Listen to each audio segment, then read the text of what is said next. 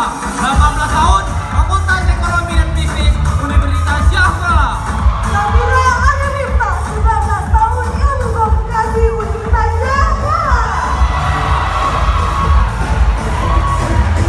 Muhammad Alif, 18 tahun, Ilmu Pemerintahan, Universitas Syahkuala. Yanti Suami, 20 tahun, Pendidikan Bahasa Inggris, UIN Aradiri.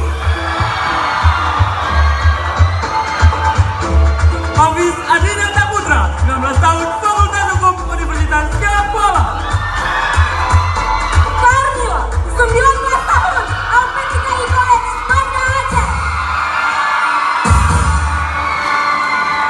Teguh Arya Syamuli, 18 tahun, Ilmu Pemerintahan, Universitas Syahkuala. Cici Muhammad, 21 tahun, Fakultas Hukum Universitas Syahkuala. Muhammad Zidan Pasha, 20 tahun, Perencanaan Wilayah Kota, Universitas Syahkuala. Nabila Putri Aminasya, 19 tahun, Akuntansi Internasional Universitas Syahkuala. Teguh Lutfi Revinasya, 19 tahun, Ekonomi Manajemen, Universitas Syahkuala. Farah Faiza, 18 tahun, Fakultas Hukum Universitas Syahkuala.